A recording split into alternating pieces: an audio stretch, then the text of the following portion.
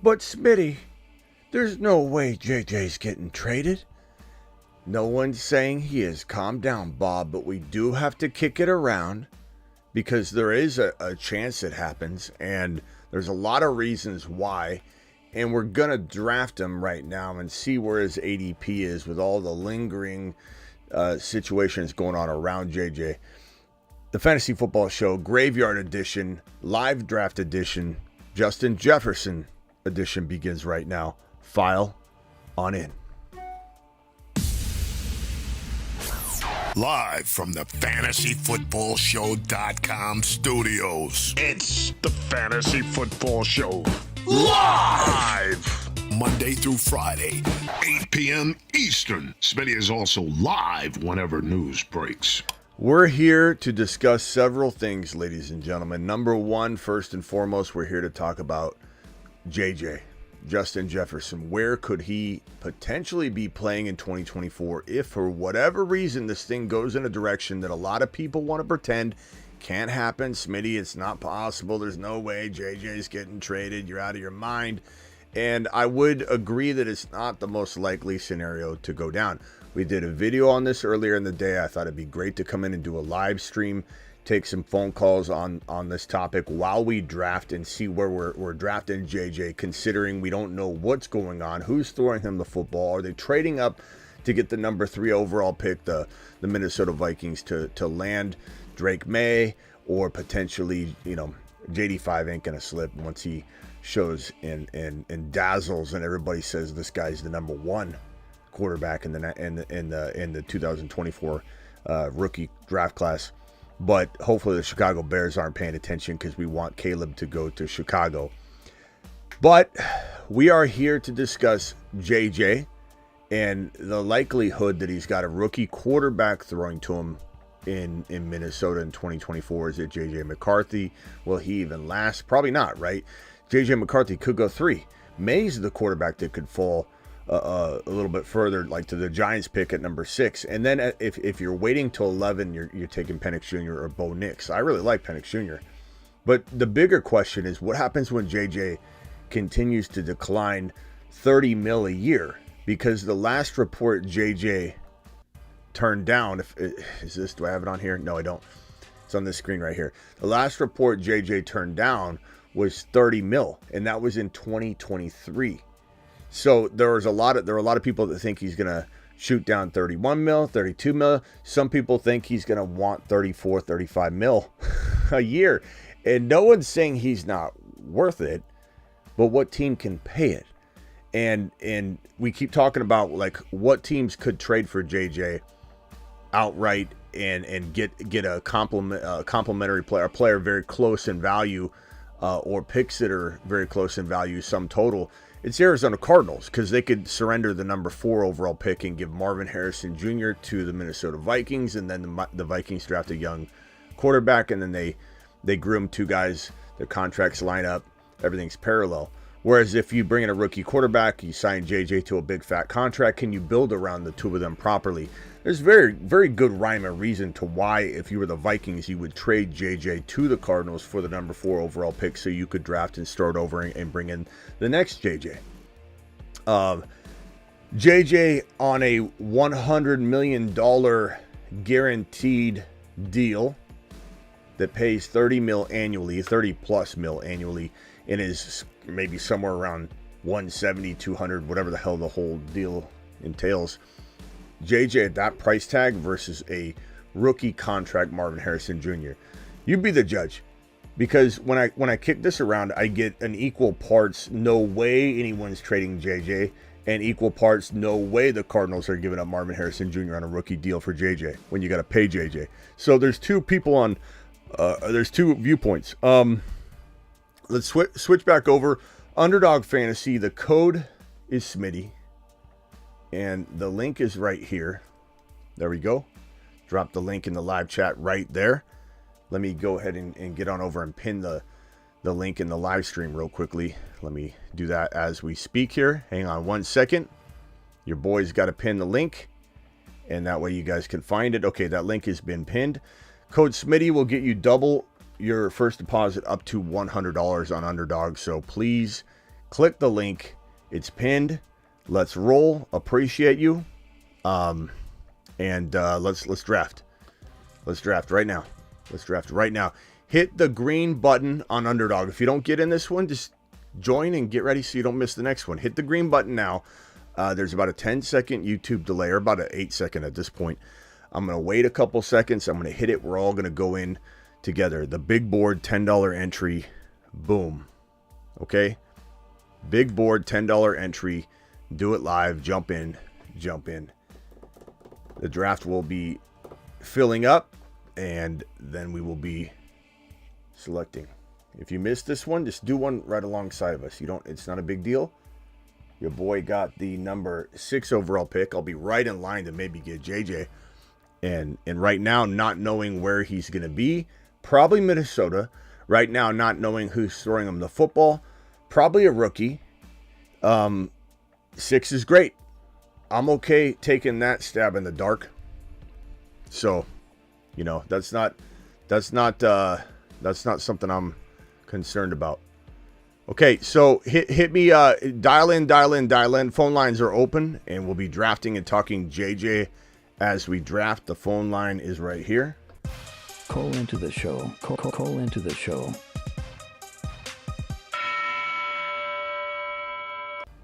All right, hit me here at this number. Let me put it on screen. Boom. Dial in. Phone lines are open. I've got them up. Phone lines are up and ready. And the draft has begun. The draft is commenced. Okay, McCaffrey goes 1. What's up, Richard? Appreciate you being here, pal. JJ stays with the Vikings for 1 more year, says Matt O. I don't think so. I think if he's not going to sign an extension, and they think he's definitely not going to, they'll get rid of him now while they can get Marvin Harrison Jr. or something to that degree. That when people say JJ won't be traded, that's when he'd be traded. If the Vikings are like, he doesn't want to sign a deal with us. He knows if he waits, he's still going to get whatever he wants. He's the best receiver in the National Football League. He'll get whatever he wants. He could wait and still get it. It looks like I'm going to be pressured to take him. I've got to. It's a JJ live stream. Do it live. JJ, number 6. You've just been Smitty approved. I don't hate JJ at all at number 6 overall. Do it live. Do it live. Phone lines open for anybody who wants to call in and say he's not getting traded. This is why. Give me some facts. I'd love to hear it. The truth is, Tyreek Hill didn't want to be traded, and he was traded. Nobody saw Tyreek Hill getting traded. He got traded. Devontae Adams was coming back, right? He was going to come back and play with Aaron Rodgers. He didn't. These things are not always very predictable. Jacobs going to the Packers wasn't something we could see happening. That wasn't a trade, but I'm merely saying let's stop pretending that we know exactly what's going to happen. And where there's smoke, sometimes there's fire. Not always during smoke season, but you do have to kick around the conversations. And right now, there's a whole bunch of buzz around JJ, a whole bunch of buzz around T. Higgins. And this report, Justin Jefferson, T. Higgins are 2 names to watch in terms of the Patriots pursuing a top-tier wide receiver. This is just one small report. No one's saying it's got any sort of concrete information behind it, but these are getting kicked around, and therefore we have to talk about it. Tyler, what is going on? You're live. Yeah, you bring in like an excellent point. If Jefferson does, have to stay because nobody's going to pay him like $40 million, and a rookie or some, Aaron Donald or whatever is throwing him the ball, and you are stuck at 6 in like a redraft, the question is at 6, would you take like an A.J. Brown and then on your way back around take like Barkley, or would you risk number 1? A.J. Brown's never going number 6 overall to me. And when you said that, I about lost my mind. But then I look on the draft board here, and he's going 7. Like, that's way too early for A.J. Brown. But I took J.J. at number 6, assuming a rookie quarterback's throwing to him, bro. So this is the lowest that I rank him, and this is assuming the worst, really, that they're drafting a a rookie. Oh, I've got Achane here. I got to do it. There's no, what other RBs are even around? Etienne Jacobs, I like that. Okay, we're going Achane. There's no question about it there. Achane, JJ, do it live. Boom, boom.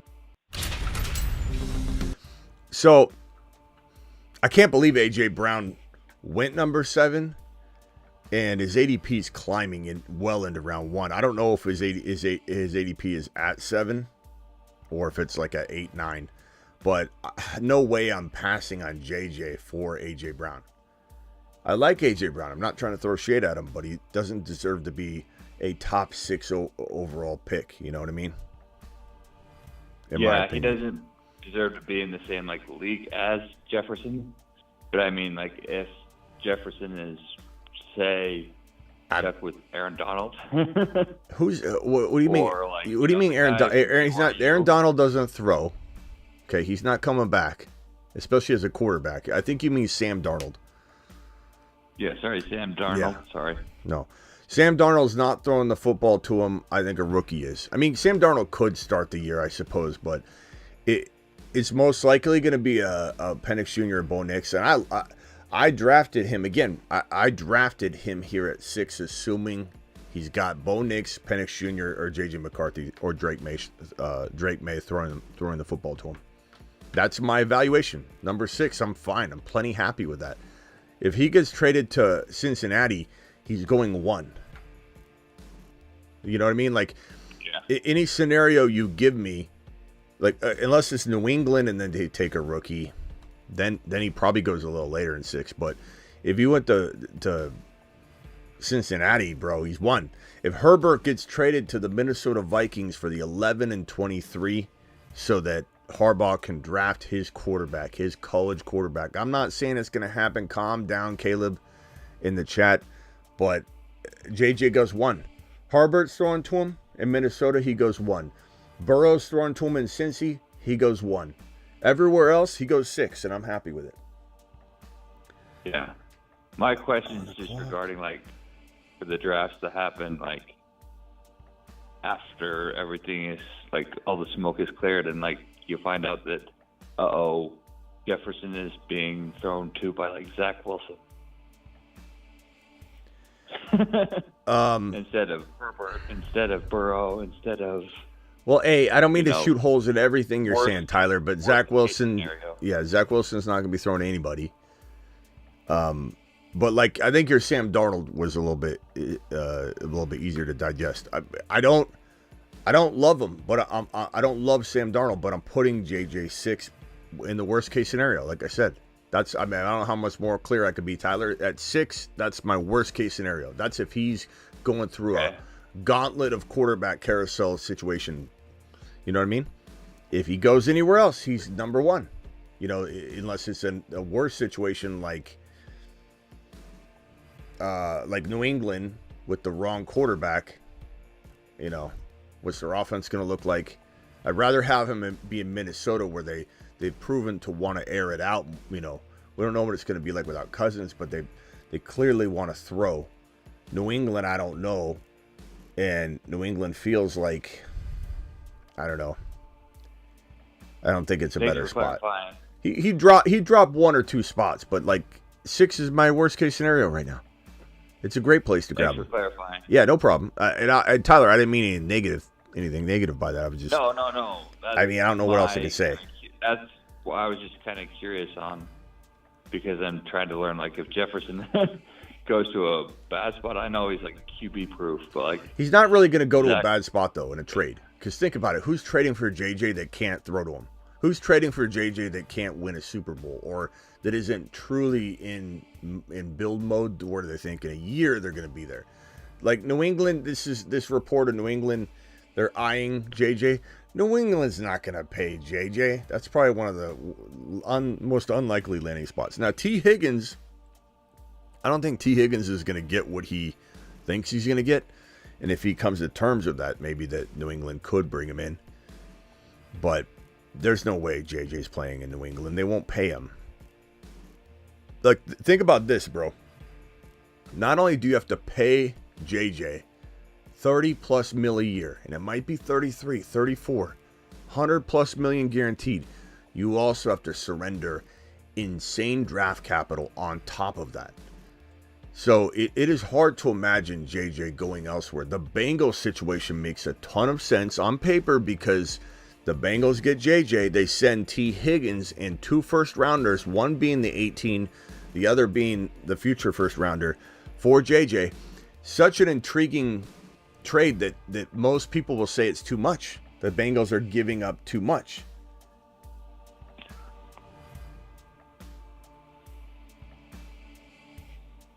You know what I'm saying?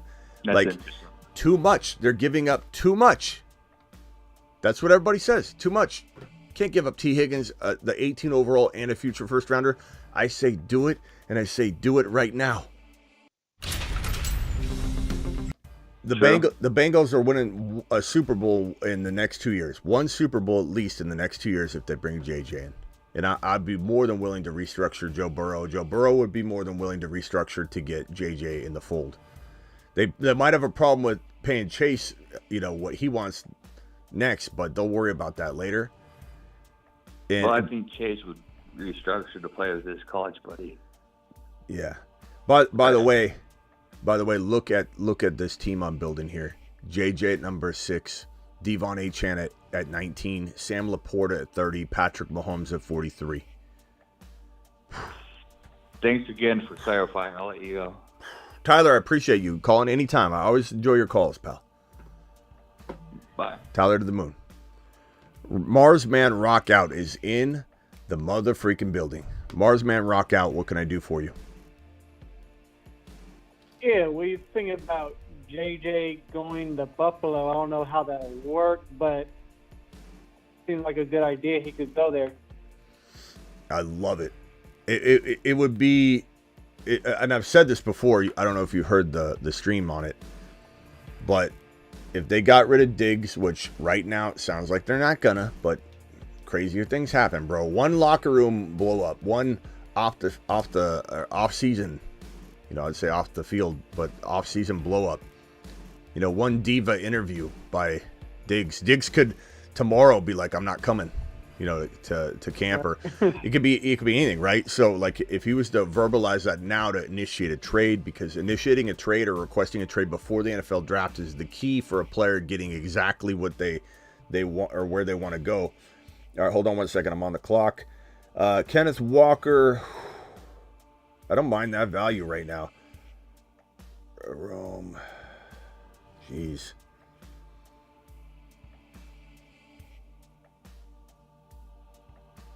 I'm going to go Kenny Walker. Okay, so my team so far, which I believe is very lit, I've got Mahomes, Achane, Kenny Walker, JJ, Laporta. Pretty solid. I mean, Adunze would have been nice, but I kind of like the Walker move. I really hope they use Walker a ton. All right, let me get back to my point. What was I talking about? Buffalo and Buffalo. Diggs trying to get trade. Yeah. And so, like, these rookies need to, these wide receiver divas need to initiate trade. Ayuk's going to maybe request a trade before the NFL draft if he feels like he's not going to get the offer he's expecting. Now, if the Niners behind closed doors say, we're going to get your number, don't worry, just have patience, then he's going to say, all right, I won't bite the hand that feeds me.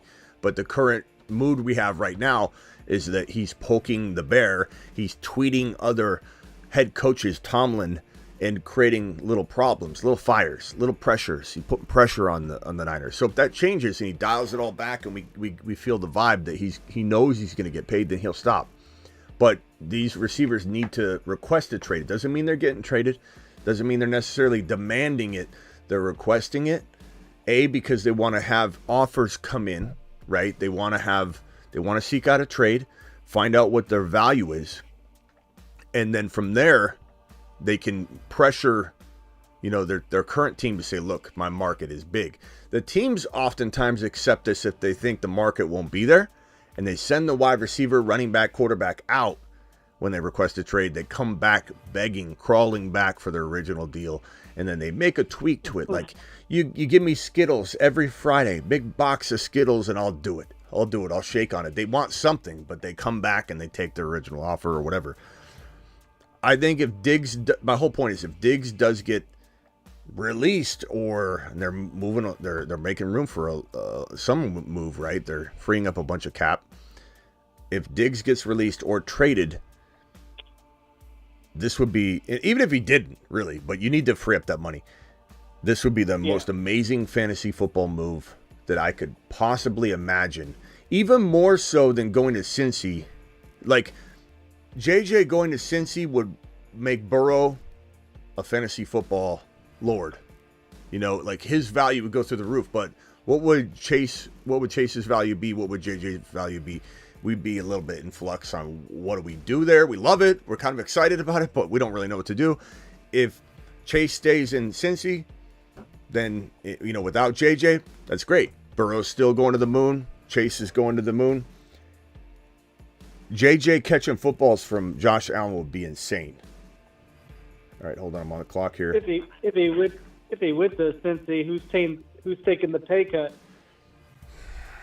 I mean, Joe Burrow's going to restructure, which will free up a boatload of money. As I was talking, Travis, I forget where I said this to you, if it was in the Premier live chat, but everybody still thinks the Niners are in cap hell. The Niners restructured Kittle and I forget who else, and now they have a lot more freed up money. They're like, I don't want to say they're number one, but they're in like the top 10, I believe, in available cash. Like, so one or two restructures.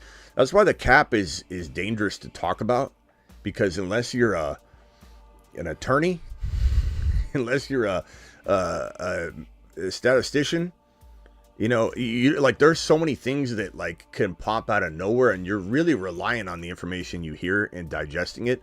There's no way sometimes to even somebody is, you know, invested or seasoned in breaking down things, news and contract related things. Like I feel like I'm pretty good at it. I can't delve into the contracts. I don't have time. I don't have access. I don't, you know, so like there's some things that you find out later, and we're relying on some of these reports, and some of these restructures, you don't even know what they can do until they do them. And some of the ins and outs of the NFL contracts are crazy. Like the amount of money you can move up into a bonus and just pay it out, and now you're freed up. It's crazy. So they'd be able to figure it out. I promise you, signing JJ to his mega deal will not be a problem. The only problem we may have is getting Chase paid later, you know, without doing more, you know, like restructuring JJ's brand new deal and then like figuring out, you know what I'm saying? Like, I don't know about that. Like, we'll have to cross that bridge when we get there, but they would have zero problem moving whatever they needed to do to get this guy paid. And you get creative with the cap.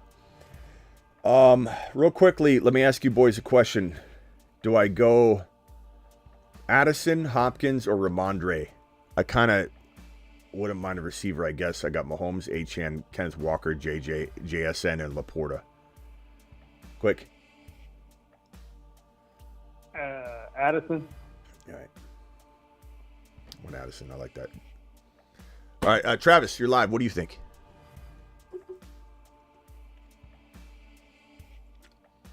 Travis? Hello? You're on mute, brah. Hello? Hello? This is your granny talking. Travis? This is the board hop over at the Fantasy Football Show. Are you ready to go on? He left. He just hung up. This is Miss Smith. This is Smitty's mom. Hold on, let's... Hi, Travis. This is Smitty's mom. I'm sorry about the confusion. I'm taking over board hop duties here at the show. Are you ready? How about now? Okay. Yeah, we can hear you. Yeah, we got you, Travis. I don't know what happened. I was calling in because I don't really buy the whole Chase pay cut thing, because I don't know if you saw the only two quotes I found on him from like a few months ago, and one of them says, if we could do that, I'm with it. I'm not a selfish player. I don't mind. I might take a pay cut. He might have to take a pay cut too. And then the other quote was, it depends on how much I'm taking. At the end of the day, I might not be taking a cut. They might cut someone else. It might come from somewhere else. Yeah, So I don't. If I'm JJ not, gets a mega deal, he's not taking him. yeah, So JJ can get paid. yeah, I didn't say that about Chase. I don't agree either. No, I know you didn't, Yeah. but I Yeah. think a lot of people are kind of thinking that. And it's Well, like, these guys at the end of the day still going to want their money. Yeah. Yeah. You know, when someone says it's not about the money, it's about the money. And number two, when somebody like Cousins is like, it's not about the money, it's more about fit. It really, the money tells you if it's a good fit. You know, like, it's not about the money, it's about how much they offer me to show respect. Yeah, you know what I mean? Show me the money. Yeah. I don't need 122. I just need 122 in order to know that I'm worth 122. But yeah, I don't think it's. I think later on, maybe Chase knows it could water down his most mega deal he could get potentially. Like maybe that's what he means, but at the end of the day, you know, the cap goes up. I believe it's somewhere, and don't quote me on this number, but I think it's pretty close. 20% every 2 years, roughly, is what I think the trending has been. You know what I mean? Like that opens the door immediately. You know what I mean? 2 years from now, you got 1 year from now, you just got more money. You got more money than anybody ever anticipated. It went up more than it was supposed to this offseason, which helped a lot of teams like the Niners. And like you said, JJ could get traded there, sign a mega deal now, and then in 2 years restructure his deal, take a quote unquote pay cut where like you said, they pay out money in a bonus or something like that, and then it evens out. So like you said, they can always manipulate it. But I just wanted to kind of point out, not that you said it, but it seems like a lot of people think like Chase is being this like great guy who's just going to take less money. Yeah. Be happy. It's like, what I love are the people that think that this is impossible. That makes me happy. No. It's like, come on. Nothing's impossible in the NFL. We don't know. Possible. If JJ says, I'm not playing with a rookie, you should have brought Kirk Cousins back. You really pissed me off. They eventually, if they can't fix it, will have to trade him.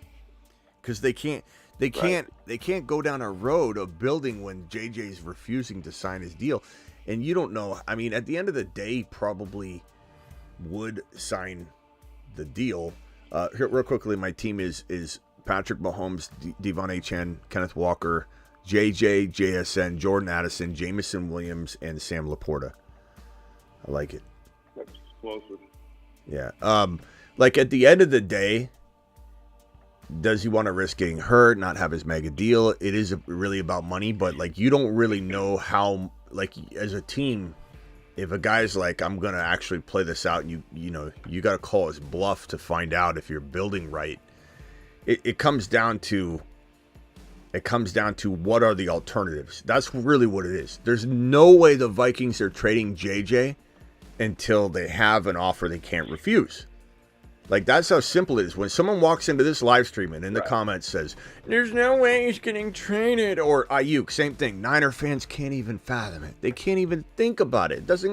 He's no way Ayuk's not getting traded, and JJ's not getting traded until someone makes an offer they can't refuse. It's like The Godfather. Everything comes back to The Godfather. So full circle. Or The Simpsons. And Everybody got right. yeah, if the Niners got offered the number 18 overall pick for Ayuk, or 15 or something like that, they're probably going to take it especially if they're struggling to sign him. You know, then they start looking at, okay, well, this is kind of broken right now. What do we do? I'm going to go trade Benson here. So, I mean, that's what it's all about. So if JJ's becoming problematic, we're praying he goes to Buffalo. We're praying he goes second to the Bengals, even if it would complicate Jamar Chase's fantasy value. We know JJ's going to eat. We know Chase will probably eat too.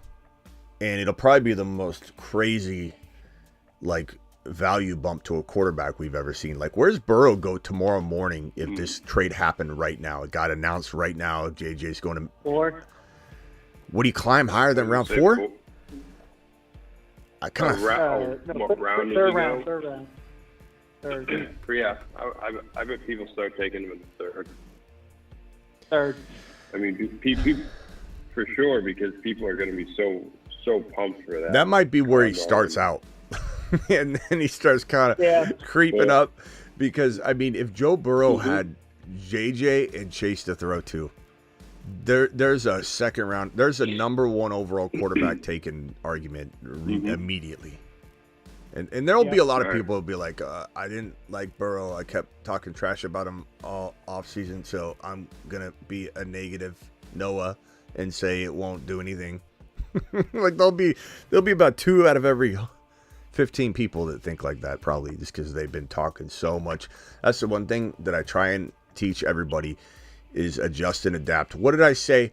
This is not backtracking. This is not being a back down Bobby. This is not being an idiot. This is me being honest and true. Adjust and adapt is what I preach over anything else. The best player available, and then adjust and adapt. Those are probably my 2 mantras. What did I say about Fields a few weeks ago? I wouldn't draft him in fantasy if he ended up in Pittsburgh. Now I'm really excited about Fields because I feel I've been investigating a little bit more on Mike Sullivan and him calling plays last year. I really think there's from what I can gather, there's not as much concern from me that Arthur Smith's touching the passing attack, at least to the degree we all think or thought he would. And what Sullivan did with Mason, a very, very mediocre quarterback, and Pickens makes me feel like there's a lot of hope in that he was elevated too. He got a promotion. And he's what's his job? I think he's got 2 job titles now. Assistant, I don't know if it's assistant head coach or whatever he is. But he was the play caller last year at the end of the year. So we don't know. No one's really mapped it out for us, but I'm very excited about Fields also having his back against the wall. He's nipping at the heels of Russell Wilson. Russell Wilson's going to lose the job to him, and the fan base is going to, I think, repair this man's confidence. And that's one of the things that I feel like you can't measure. What is the fan base going to do? How confident will he be in this situation versus being in Chicago with all the noise and the divided fan base and the lack of support from the coaching staff? Like if he comes from a back against the wall position, walks in, I change my mind. I adjust and adapt. I feel very much more confident in Fields now than I did weeks ago. And that's just, that is what it is. Somebody's like, you just said this earlier. So I don't care. I mean, I'm explaining why I'm changing. Assistant. You what? What'd you say? Rocco. Hello, what? What? What'd you say, Rocco? What? Oh, I was trying to hear what you were saying. Oh, no, I was just saying that they named him the senior offensive assistant. Is what his title is. But, and I think he's still QB coordinator, though. Well, I think he's QB coordinator and offensive assistant. Might still be. Yeah, so I think he has two job titles. Well, like you had talked about, I don't know, last week or whatever. It seemed like you said, with Rudolph at the end of the year and stuff, it almost seems like they're starting to build an offense, and it'll be interesting to see if they take a wide receiver, what type of wide receiver they take too. I feel like they're building an offense where they have quarterbacks that can throw the deep ball and push the ball down the field when they're throwing it, and then run it a lot at the same time. And if that's all they have Arthur Smith in there to do, okay, he knows the running game, we think. It is weird that they brought him in as OC, though, and didn't elevate Sullivan to OC and put him in as running back coach or something. But my guess is that he would only take a coordinator job. They wanted to bring him in. Right. They told him what time it was. Hey, you're not going to be QB decision maker. You're not going to be passing game coordinator. You might not be calling the plays even. But you'll be offensive coordinator. I don't know how it's really breaking down. Pittsburgh's very weird anyway. They're very weird in how they, their coaching tree is never really the same as everybody else's. And I think Ron would attest to that if he was here. I just have a funny feeling, and some of this is speculation, and it doesn't really change too much my viewpoint because I think Fields is an off-schedule quarterback, and I believe he does what he needs to do. to get things done. And I don't think that if Arthur Smith is calling bad plays, and he is calling plays, I don't think he will be, but if he is, then it'll get fixed and ironed out quickly, and they'll move on. And I think Mike Sullivan, no matter what, by the time Fields gets in there, you might see, if let's say Sullivan wasn't calling plays, you'd see Sullivan and Fields come in together. Like, I just think it's going to line up weird. I have a great feeling about it, no matter how it shakes out. Russell Wilson did some of his best work off schedule too, when he was pushed out of the pocket and stuff as well at times. Yeah, and let's be honest, Ritter did run a lot and scored some frustrating touchdowns, and I think that he's a garbage quarterback. Imagine, if let's say Fields was to benefit from Arthur Smith's run knowledge, that would be okay. And I hope he doesn't infect the offense other than, so we'll have to see. But I still wonder how bad of a backup quarterback Ritter is. Like, yeah, he could hold you over for a couple games. He's still young, it's like, because his first year, I mean, those last few games with London, that's why we liked London, because he threw London into like a 1,300-yard pace or something, and there was little flashes, and I don't think he's good, but just as a backup, it's scary, but I hold my judgment a little bit just because of the situation he was in last year. Agreed. I don't love Ritter. Like, I'm still dumbfounded that the Cardinals didn't trade a 6th round. That was a strange move. Yeah, and everyone can say what they want about that's where Fields wanted to go, and that Poles was doing right by him. I don't care what anybody tells me. I don't agree with that. I don't think they would have stuck to that. I think the moment you say, okay, everyone said there was a better draft capital offer. I guarantee you say, screw the conditional. I'll give you a 4. They don't care about Fields' feelings anymore. Like, there's a certain level you need to get to.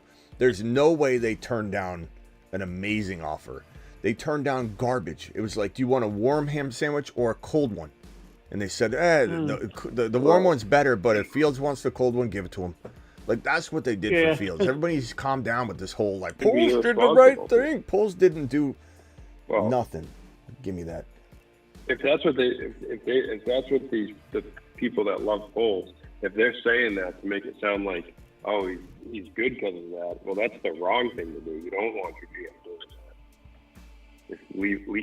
I don't believe there was a much better deal on the table, but you don't want your guy leaving a better deal on the table. Yeah. What a great GM. He did right by him. Okay, doing right by him, that's fine. But we got a nice guy. That's great. Someone's telling me he's going to leave a 3rd or 4th rounder on the table, non-conditional, for a 6th that turns conditional for a 4th.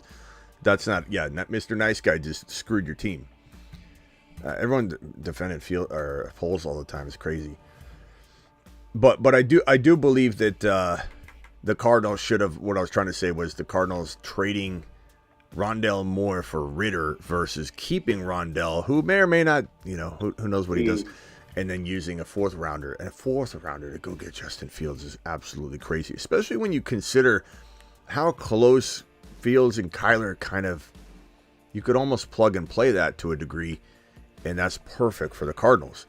I would venture to say if we had Fields, Kyler, and Marvin Harrison Jr., and James Conner and everything else that we got going on, and all the other picks we're going to make, and I would say the Cardinals are one of the most sneaky teams in the National Football League. They already kind of could be if everything goes well and they fill their spot. Like, Marvin Harrison Jr. is going to be a big piece for the Cardinals, but you put Fields in there with them, you got this protection, and you might have some Wildcat in there. I would use Taysom Hill as the inverse of, or Fields as the inverse of Taysom Hill. Taysom was a running back, receiver, quarterback. This would be a quarterback, running back. But to think he can't catch, everyone says he doesn't catch. What do you mean he doesn't catch? He catches a shot. Like, what are you talking about? You don't know what he can do. He's a great athlete. Yeah. He could catch a couple balls. I'm sure he could. Let's go. In the comments, just a little off topic, but Brianna was asking, should the Chiefs have kept Snead over Hollywood if that made a difference or not. Yeah, probably. But you know what I've learned? You can't question anything the Chiefs do. You know, get rid of Tyreek, win some Super Bowls. Let's get rid of Tyreek and let's go win some Super Bowls. On 3. Okay, done. And it's hard to compare those situations 1-to-1 because, like we were just talking about, you can always find a way. Like they could have, if they decided to pay Snead, they could have moved around money to sign Hollywood for 1 year, like they did anyways. So yeah. This one right here, this question is a good one from Ray. Ray says, what if the Niners traded Ayuk and a first to the Vikings? Would that work? No. Ray, I know you want you or whoever wants Ayuk to be that much better than Higgins, but he's not value-wise. I know you want it to be. I know you believe it to be. I know Niner fans believe Ayuk runs circles around Higgins, and I'm not disagreeing necessarily. I'm just saying the value of them is not that different. If Higgins and 2 first-rounders are required, then it would be Ayuk and 2 first-rounders required. And most people say they wouldn't do it. I think Travis even said he was too much to give up Higgins and 2 first-rounders for JJ. I'd give it up in a heartbeat. I go back and forth. Earlier I was thinking that, and then I think about it, and I say if you have a chance to do that, you probably have to do it. Yeah. You know. But that was just my first reaction. But so you think Ayuk and T. Higgins they're about the same? I think their value is the same. Yeah, I'd much rather have Brandon Ayuk, but I'm just saying in a trade, right? You know, Niner fans do not understand. Like even Al just said, BA stays on the field more though, and I'm not saying you were necessarily arguing the point, but Niner fans didn't even hear what I said. You know, they heard that I said Ayuk is not as good. It doesn't matter what anybody thinks his value. Higgins and Ayuk's value is literally going to be very parallel. So that's just the way it is. It doesn't mean that people aren't, going to be right about Ayuk being way better. It's just the value, like the trade value. So my team so far, if anybody is curious, is Patrick Mahomes, Jaden Daniels, JD5, Justin Fields, like it, Achan Walker, Trey Benson, Jonathan Brooks, Braylon Allen, stacking those rookie running backs, JJ, JSN, Jordan Addison, Jamison Williams, Ladd McConkey, and Ricky Parasol, who I absolutely love, and then Sam Laporta. Yeah, doing it live. McConkey and Pierce, however you say his name. Yeah, Parasol. Those 2 guys are I think they're both gonna be good. Yeah, Parasol and McConkey are the 2 next Puka. Everybody, is gonna. No one will beat Puka, but that's the attempt, and they'll be good. Parasol, I think, has got a lot of upside. Yeah, he's kind of a sleeper still too. Yeah. People talking about him, but then McConkey he looked really good at his workouts.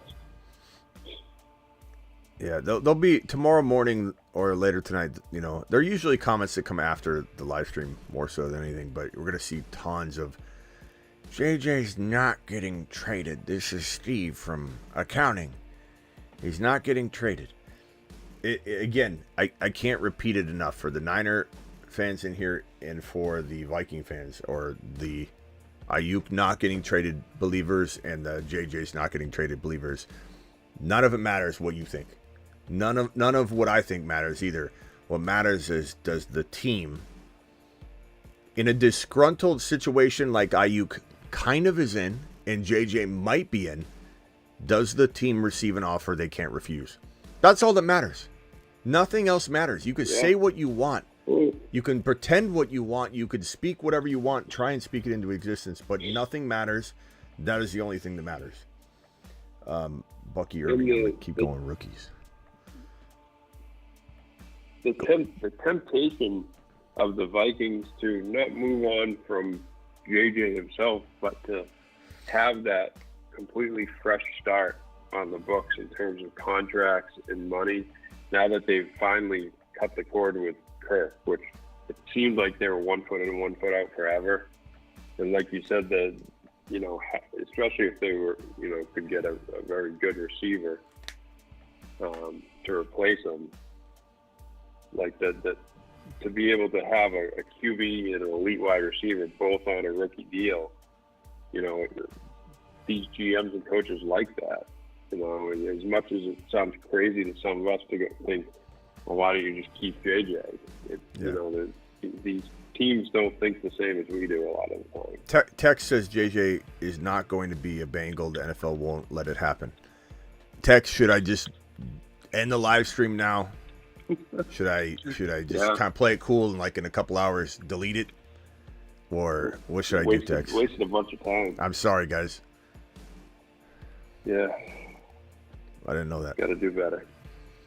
I didn't know that. That one's on me. That's on me. Let me take a lap on that one. It would have got vetoed in real fancy football down.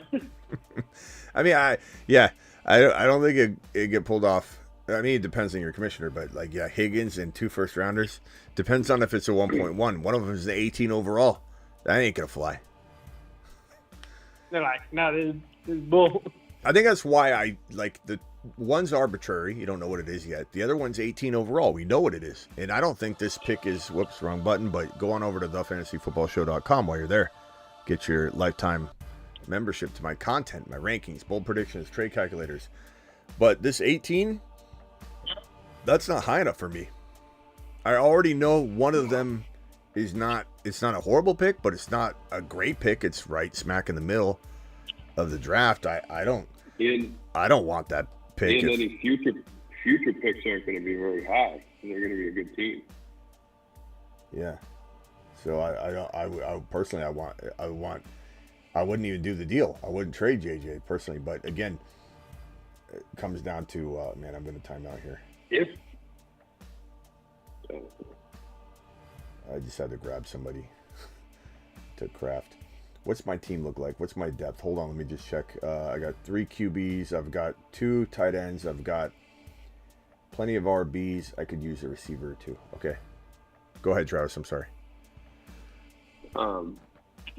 If in fact that they're, thinking about being willing to trade JJ, and if the word is out that there's a chance, you never know what other teams could sneak in too and try to get them. We've seen crazy things happen. Like you said, no one thought Hill was getting traded, and then all of a sudden he's gone. There's any one of these teams that are, competing to decide. We got another comment from Tex, and it's one of those but. It's Smitty but. I love you but. Smitty man, I love you but. The NFL is scripted. How are they going to give Mahomes another ring if Burrow has a chase in JJ? You're going to say you're joking now after we all kind of pile it on. But your first comment was not a joke, Tex. I don't think so. Maybe you were. But where's my script button? I got a script button for you somewhere, bro. The script strikes again. It's in. Yeah, it's so scripted. It's so scripted that won't happen. Look, no matter what. Yeah. He has to be joking. Let's hope. It's got to be. Let's see here. Who do I take here? I'm going to go DeMarcus Robinson. That's, I think, Travis's boy. Yeah, I like him. Yeah. He was very good at the end of last year. I like him. I wonder if he can do it again. But he's always been good. I've always kind of liked him. Yeah, I thought he kind of deserved a chance somewhere. Mm-hmm. Genuinely genuine. Well, God, Tex is really kind of rocking my world tonight. I got to get rid of this live stream. I got to casually back away and make sure no one knows that I was talking about this, because apparently the NFL would nix the trade. And then now he's telling me that my job is a farce, that I'm a fugazi. If the whole NFL is scripted, then what am I even doing here? I'm wasting everyone's time, Tex. Like if you're genuinely genuine, I don't know, bro. Want that? I mean, if I'm not even making a dent, and I don't know what where do I go from here? What do I do? Tex, tell me. Where do I go work? I do believe that, you know, if people want to argue corruption, like the NFL is corrupt in a way, or like I get it, but when people use the word rigged, I really, really, really wonder what their real life is like. No offense, Tex. Put your earmuffs on. Like, do you go around like looking for, like, are you a flat earther? Like, what's going on? What's going on when you're not on the stream? What are you talking about at the water cooler? Or like, are you wearing a tinfoil hat right now just to make sure, just to be safe? Yeah, it's just way too big a secret to hold in. like how did the cat not get out of the bag? That everybody's got a script. You know, how does 50 plus men on 32 different teams, not one of them's leaked it? Not one of them. We don't. Right. I really am genuinely curious what the NFL is scripted. It's wrestling. Like, what do they do? What do they do at the water cooler? What do they do? Yeah. What do they talk about? We'll tell it. I love to be a fly on the wall. I'd love to be a fly on that tinfoil hat. Love you, Tex. Tex, you rocked my world tonight. You told me my job's obsolete. I asked you why you were here, and you said, well, you love football in your heart, so you're a believer. You believe maybe there's a small piece of you that thinks the NFL is not scripted. See, now you're... Tex, I love you. I don't want you to be mad at me, but now you said, man, I'm literally got off my 16-hour shift. Let me have my fun. But now you're saying it's not real. All right. Tex, you know I appreciate you. And hardworking man, this is probably one of my most loyal followers. This guy works a 16-hour shift. He's listening to the show while he's driving. He's my boy. I love you, Tex. I don't want you to take that the wrong way. But I knew that was coming. I knew it was going to be dialed back a little bit. I took Brandon Rice. I think he's got a real shot at maybe being something, but he could also very much be... God, what wide receiver feels like Brandon Rice?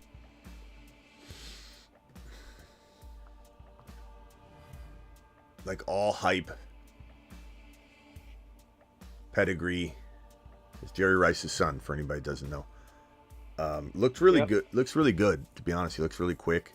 I believe he's the receiver that caught that final heave by Caleb, right? Have to check on that one. Can anybody confirm that he was that receiver that caught that final heave?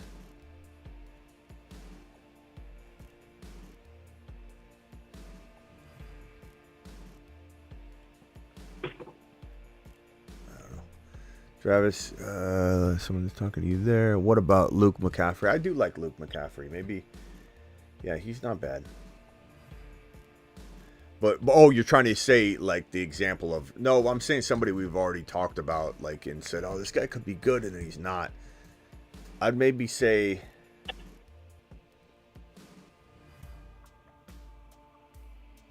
I want to say Kadarius Toney, but like not for the same reasons though, so I'm not using him. I don't know. I think Brandon Rice could be... What I'm trying to say is Brandon Rice could fall flat on his face and be a nothing burger, but I also feel like there's some intrigue. Maybe Michael Jordan's son. We all thought maybe.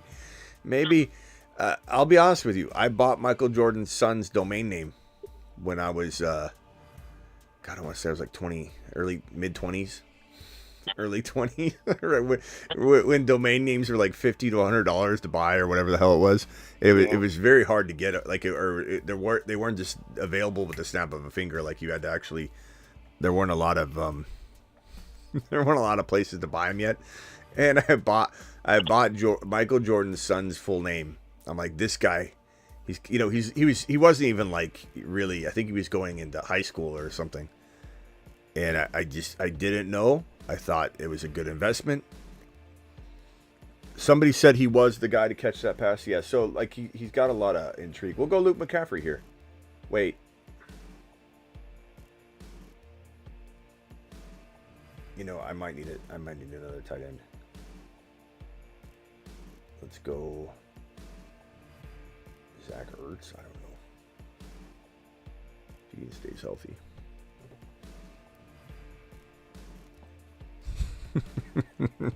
Michael Jordan. Mahomes will be better this year. Hollywood to help Rice and Kelsey. Could be Ray.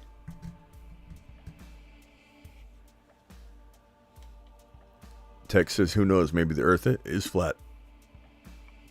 I know you think that that's possible. The glaciers are just big walls keeping us from going any further. I will say I don't know about the moon landing. I think it happened, but I think a lot of it was fabricated in. Yep. And they can't go back on. Okay, well, we did go, but we didn't. We definitely like faked a lot of the footage to like hype it up to, you know, because they were trying to beat Russia to the moon. Right. Yeah. Space race. Yeah, space race was a big deal back then. Who was going to go to the moon first? And so rather than just say, "Hey, we went, but we don't have any footage of it," because the cameras didn't work in space. They thought it was all going to be very good. They faked it, even though they did it. Because you look at the footage, you're like, okay, if we went, I think we did. This wasn't from that situation because there's this tinfoil. Right. You know, there's wind on the moon and there's no wind and. Yep. They've even had to admit a couple of videos or pictures or like recreations because they said that part of the film got burned up coming back in the atmosphere. So we like plugged this little part in and didn't tell anyone. But it's like, you know, just all these little things like that. So I'm with you on that. I think we went, but I think we also spiced up. It's like when it's like you're telling a little white lie around the truth or whatever. It's like, you know, hey, did you I don't know. Like let's say for example, okay, don't tell my Smitty this, but I had a hesitation in my mind. I never lied to her, but she said, "Did you give the dog his medication?" And for a split second, I was about to say yes when I forgot. Because I was like, she said, "Please give him his medication." He had like 9 teeth pulled. We got him neutered, the new dog, and so he needs his medication. And I dropped the ball, and so he's sitting here out here. I didn't give him his medication, and she's like, "Did you give his medication?" Part of me almost said yes, and then was gonna give it to him. You know, so like I would have landed on the moon. It just would have been delayed, but thank God I didn't do that because I couldn't find it. So I didn't even know where it was. So you clearly he would have totally caught me and said, "You did, huh? Where is it? Go point it out for me. Where did I put it?" And I'd be like, I don't know. I don't know why I was thinking that. I don't know if you guys have done that at home or not, but. Oh yeah, stuff like that for sure. Mahomes doesn't need any help. Okay, here are the teams right here. The best team was this bottom one. Let's just go look at it real quick and see why it scored so high. Quarterbacks: Love, Caleb, Daniel Jones, Michael Penix Jr., Barkley, Kyron. I love the running backs. Aaron Jones, Mostert. I like the running backs a lot. Keenan Allen, Devontae Smith, Jaden Reed, Keelan Cole, T.J. Hawkinson, Fant. I don't like those tight ends. Hawkinson might not even be ready. I don't know why this got 3,200 projected points. It's good, but it's not. I don't think it's the top team. My squad: Patrick Mahomes, JD5, Fields, H.N. Walker, Trey Benson, Jonathan Brooks, Braylon Allen, Bucky Irving. You could say my running backs are the question mark, but at the same time, like there's a lot of rookie value there. I think one of them pops. And JJ, JSN, Addison, Jameson Williams, Ladd McConkey, Ricky Parasol, Laporta, Tucker Kraft, Ertz. Not my best team. I felt like I started off like on fire. and then some of the picks didn't fall where they needed to fall. But I still like the team, but I've had better drafts, I think. But that was a great start, very good start. Hoosier says thoughts on his team. I'm sorry, Hoosiers. I closed it. 1 second. Big board.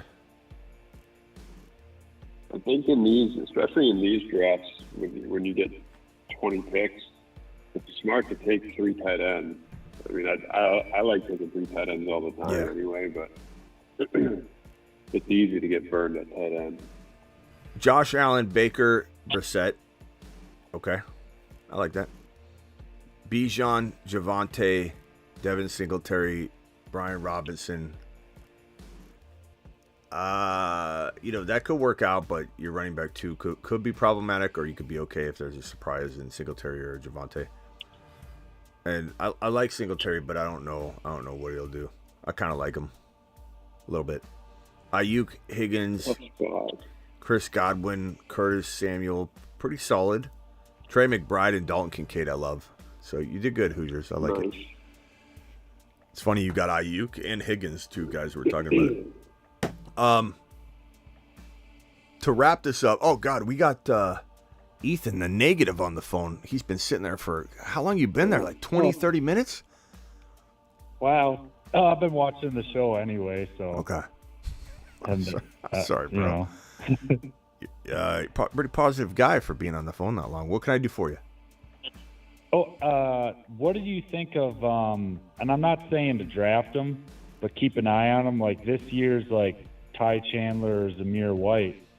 I think this Benson guy out of Florida State, in terms of having the size, because I'm noticing a lot of teams want a running back that can block. That's why Mixon isn't going away. And if Benson went to Buffalo, because I love seeing the people complain, even if James Cook gets 7 yards a carry. I mean, last year, Latavius Murray was getting the goal line plays, so... I mean, if he went to Buffalo, it would be great. If he went to, like, Dallas, it wouldn't be good, because I think a guy like Rico Dowdle he's going to be a committee and nuisance, and he's just going to do his job, and it's just going to be annoying in Dallas. But if Benson went to Buffalo, I think it would be good. Yeah, it could be. Dowdle's going to – he'll do his job, Benson to Buffalo, you're saying? I would feel good about that, because I can just see eventually. Let me ask you a question, James Cook, like. Let me ask you a question, though. What did Zach Moss do in Buffalo? What did he? Yeah, I don't know why Zach Moss was so good with Indianapolis or with Buffalo. What did Singletary? What did Singletary do in Buffalo, and what did he just do in Houston? I don't know. Singletary in Buffalo was like James Cook in Buffalo. I know, but I don't. My point is, those two running backs became almost electric, you could say, once they left Buffalo.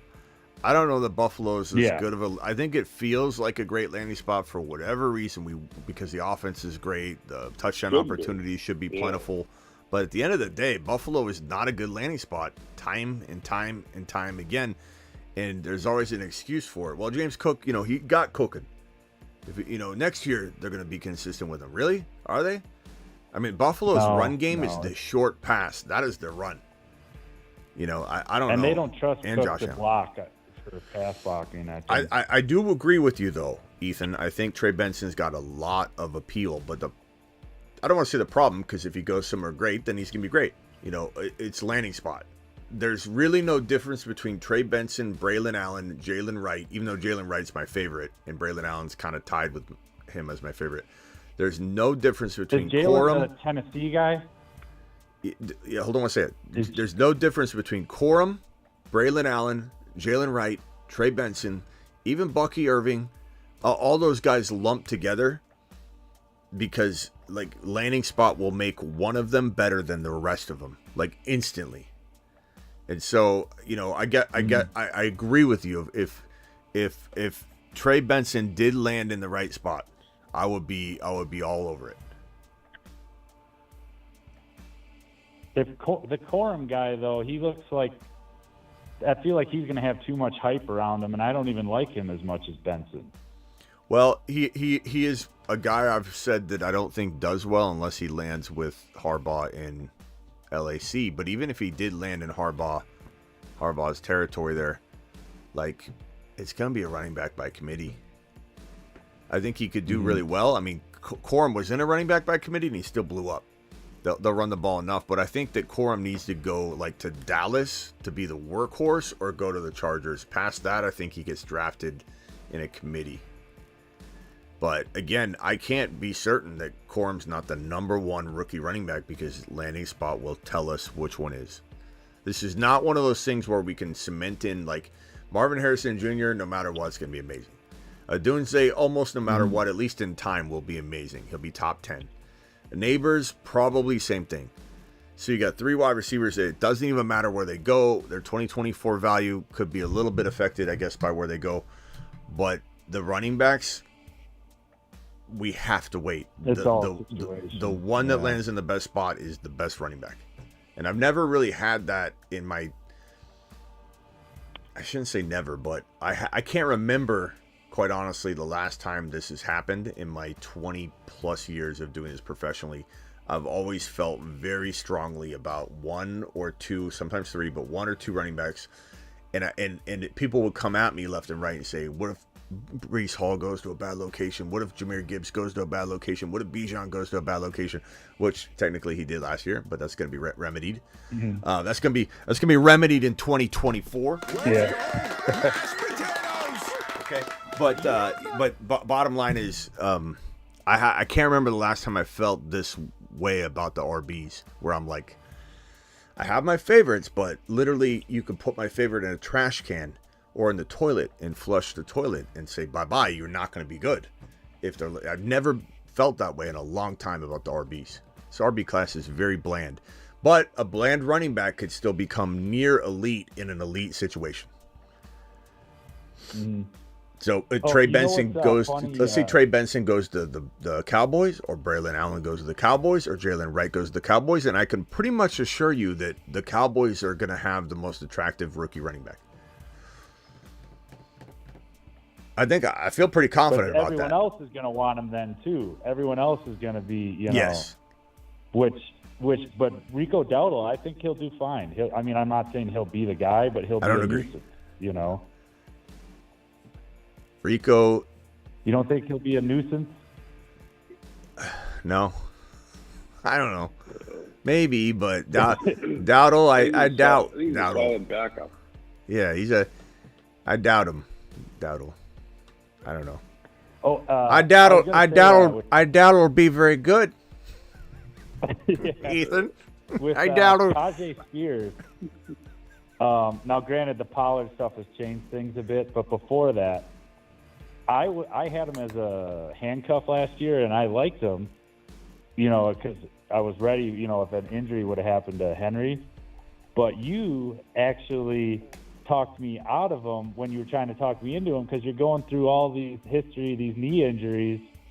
Like you're explaining how Odell already had a torn ACL, and then eventually it just goes bad. And I was like, the more you started explaining it, I was like, well, then I'm not going to, spend a high draft pick on this guy, So and look at him now, though. It sucks. Funny. He's not in a. He did crack the Moon Man list, but I took him right off because, like, as soon as we put him on, Pollard landed in Tennessee. But he's still a very good sleeper. Because now nobody wants Spears, and so now he's absolutely free, But to the ACL point, the problem with the ACL for everybody that doesn't really understand ACLs really is the main purpose is to keep the 2 knee joints pulled tight together and keep the knee from falling off the shelf, so to speak. And so when you don't have that ACL, your knee is very reliant on the quad muscles and the muscles that in some cases, in some people's knees, there are no real muscle around the knee. But someone like Garrison Hurst, who came into the NFL without an ACL, and he had I talked to the doctor who actually did his surgery, because he did my ACL surgery. and he told me about it when I was having my ACL surgery. He said Garrison Hurst's knee, when we looked at his knee, was so tight. The joint was so tight, his ACL would have been worthless. It wasn't going to even be doing anything because the quad muscles and the muscles that this guy had wrapped around his knee that other people don't have was so tight that it was like this guy had an ace bandage on, and that knee wasn't. They were working harder than the ACL would be to keep the knee joint together. So they damaged, because it's so, early on in the ACL realm, they damaged his knee, cut him open, put in a cadaver ACL, a dead person's ACL, made him heal, made him rehab, and injured and hurt. He didn't say it like that, but like injured and hurt a running back, because the NFL is like, he needs to have the surgery or he'll drop in the draft and no one will want him. They were just scared of ACLs. They didn't know what to think of them. And even now you kind of are like, Spears, no ACL. It's kind of worrisome, right? But back then it was, you had to get it fixed. Well, Hurst was in Arizona for a little bit, right? Hold on, Ethan. So the thing about the ACL, though, even though it might appear that it's not doing anything, at the end of the day, unless you have the most unique situation like Garrison Hurst kind of had, even if Spears has got, and we don't know I don't know the muscle the muscle architecture around his knee. If it's not like Garrison Hurst, and I assume it's not exactly like it, he's got a little bit of lax in the knee, meaning there's no ACL to hold it tight. And even though he's been able to cut, he's been doing great. The best way to describe the risk that a running back with no ACL or a wide receiver, the risk they have over another player is if they take, let's say, a helmet to the side of the knee, like Devon Achane took. Remember when Achane came back and then somebody suplexed right on his knee again? If that happens to somebody without an ACL, there's a much higher likelihood that they're going to tear everything in the knee. Because, like, if you think about it, you got like that little bit of support there. So somebody hit a helmet on the knee, that ACL might even tear a little bit. You'll never really know unless you were to do an MRI or whatever, but it'd still be intact. You get a helmet hit to the knee, that ACL keeps it tight. Here's your LCL, here's your MCL, here's your ACL, and somebody hits a helmet to the knee or whatever, then all of a sudden everything's kind of protected because the knee joint's kept tight. The ACL like saved the day. If there's no ACL, then you have an LCL and an MCL, and you get a helmet to the knee, you're ripping those two ligaments. So more prone to tearing the entirety of the knee versus maybe escaping something. That would be my best explanation for what an ACL why you'd want an ACL in a running back, even if they were surviving without it. Most laymen's that don't have an ACL, like you or I, Ethan, a regular Joe. Yeah. When I tore my ACL, I was told by my doctor, and he was right, that my knee would buckle constantly. So I'd be walking, and all of a sudden, I would just literally almost fall over because it would just buckle. But when you're a pro athlete and you keep your quad strength up and all that, then you could probably get away with not having it. But you'll over time grind down your meniscus, because without that ACL pulling it tight, that padding, you'll have these little micro movements every time you move. You move this way, and by the time Spears is 50 or 45, maybe even 41, he'll have no meniscus left. So at the end of the day, he should get an ACL.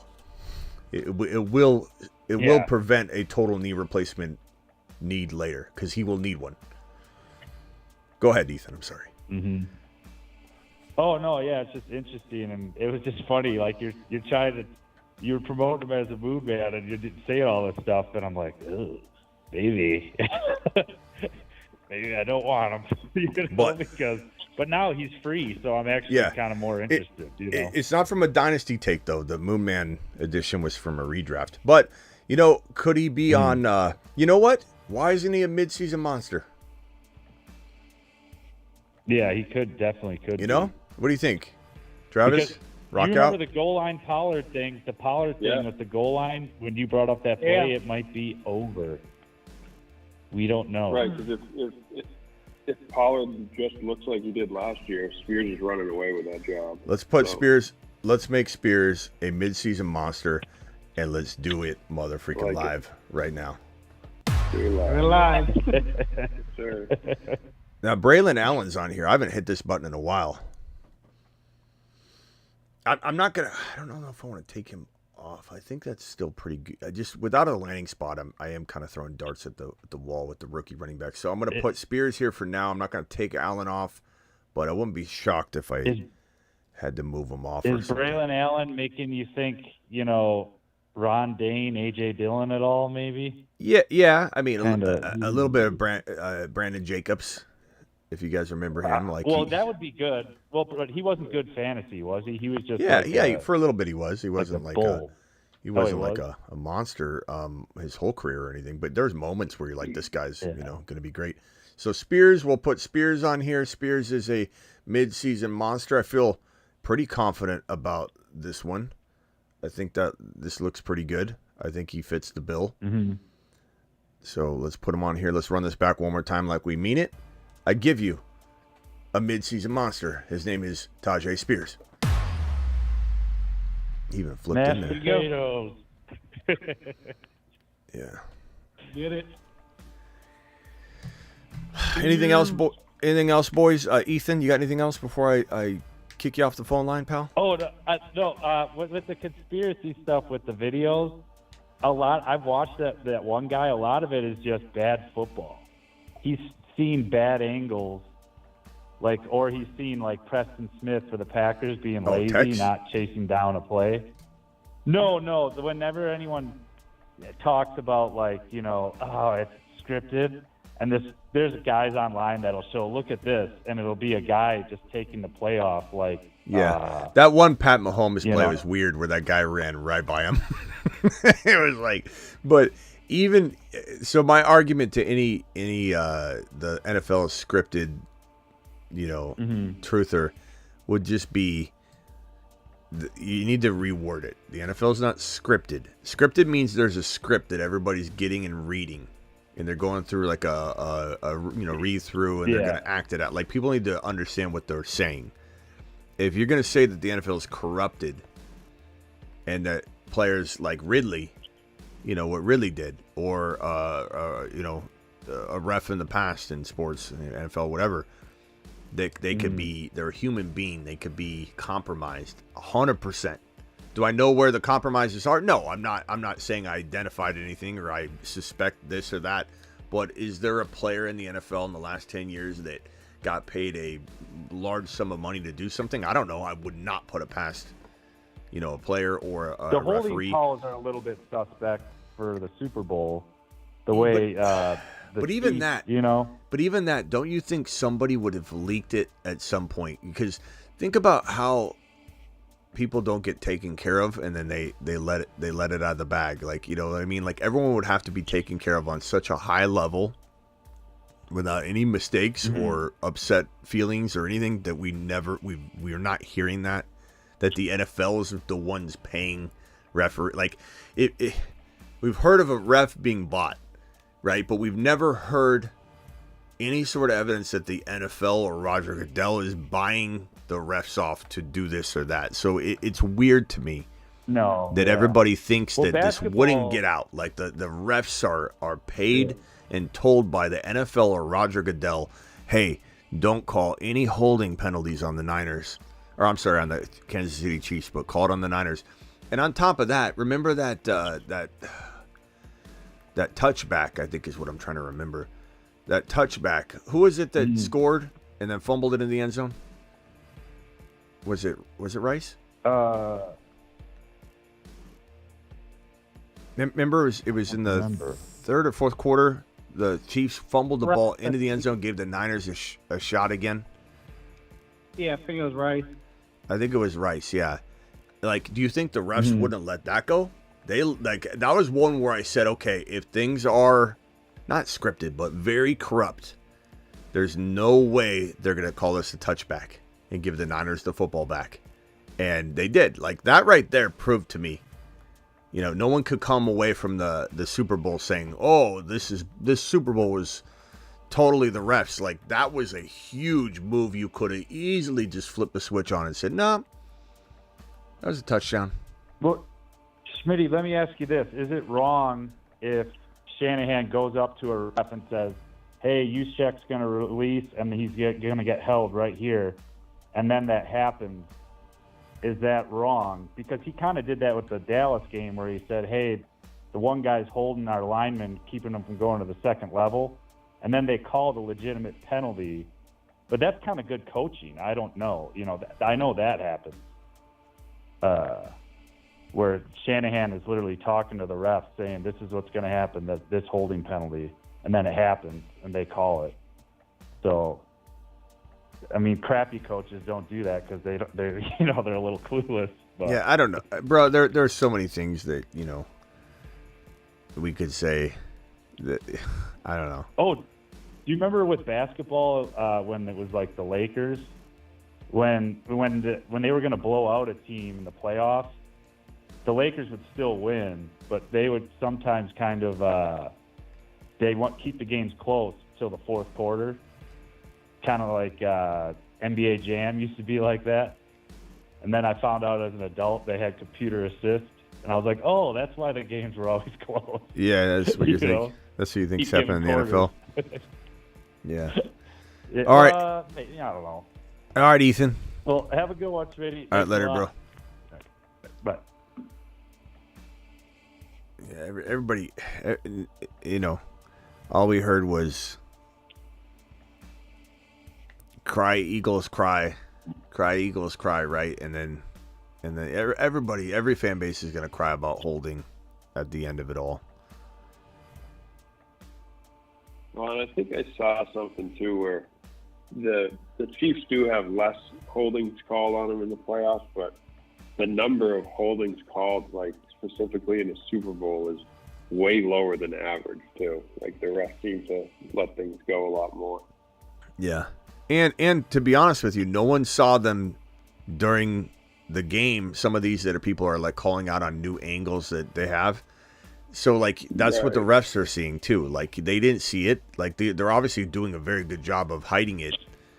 And there are plenty of times where like that was a hold. Oh my God, that was a hold. But like if we didn't see it, if nobody saw it, and you have to watch replays in slow motions, what do you think the refs are going through? That's the best explanation for why the Chiefs got away with holding calls or whatever. Is took people hours to drum that up. In some cases days. Before you had somebody talking about, oh, look at this footage we found in the vault from angle 27 that the refs couldn't see. Where were those at right when the game happened? Nobody had them. Nobody had access to them. Nobody, or a lot of them at least. Mm-hmm. Yeah.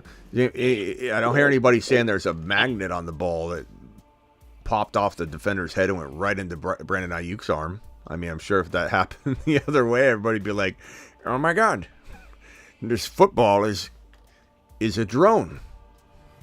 It went right off the helmet and into Hardman's hands if that was the roles were reversed.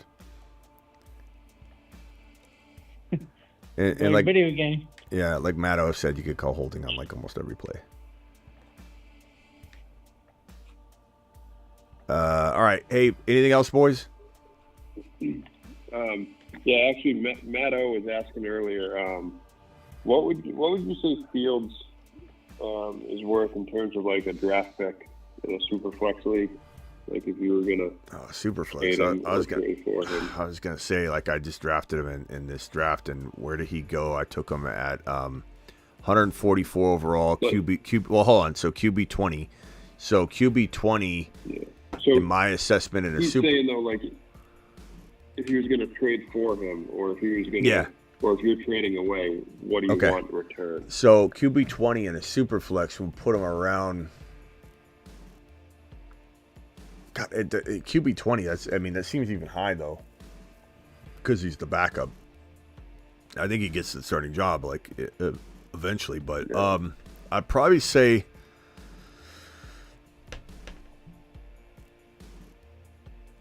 I don't know. I don't think you can draft. I think he falls naturally falls not too much far away from the one QB ADP data, because once you get through the gauntlet of starters, the draft kind of reverts back to normal in Superflex in many ways.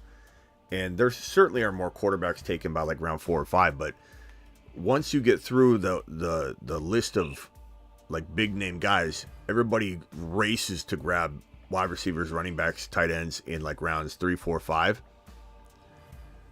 So I can't imagine him in a super flex going higher than like round 5 or 6, right? So like in terms of trade value.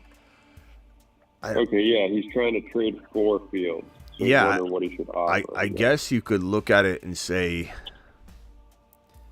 let me just look at the players around that area. It's tough too because with some people it may be more valuable to hold on to him than to take the draft pick someone's willing to give up. I would guess like when even like Pollard's gone and you're not going near George Pickens or Hollywood Brown are worth more. Trey McBride obviously, Kenneth Walker obviously, Zamir White even. I mean, I'd rather Zamir White than just because you don't know what you're getting and when you're getting it. I think you'd have to be like near a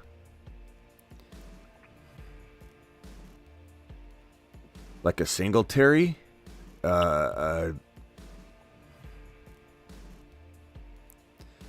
Jeez, man, a Javonte, a Singletary, So like a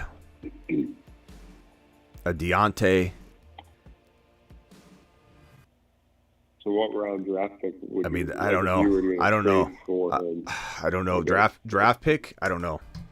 It really is like guesswork at this point. Like you almost just got to like start really low and keep working your way up and hope you just get something accepted. I would bet a mid-second on Fields. Fields ain't going in the mid-second. Not when he doesn't have the job yet. If he got the starting job, he would go really high. But he's not. He's the backup. There's no way he's going to go in the second round in a super flex. You talking about rookie mid-second? I guess what maybe Huffman's trying to say. Yeah, he is.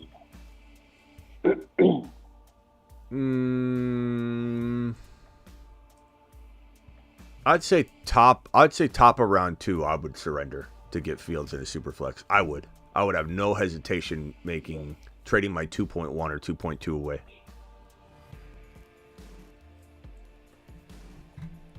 I think that's what he was looking for then. It might be a wee bit early, but I would do it.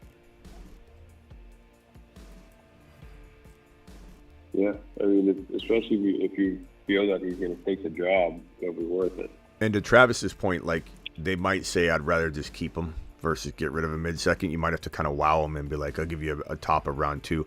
You almost have to do a deal where people are going to make fun of you, because my guess is the person is going to be like, I'd rather just wait. And they'll reject it. No one would make fun of them for rejecting a mid-second or even like top of round 2 for Fields, right? No one's going to make fun of that person. No, you didn't take a top of 2 for Fields. They just kind of be like, whatever.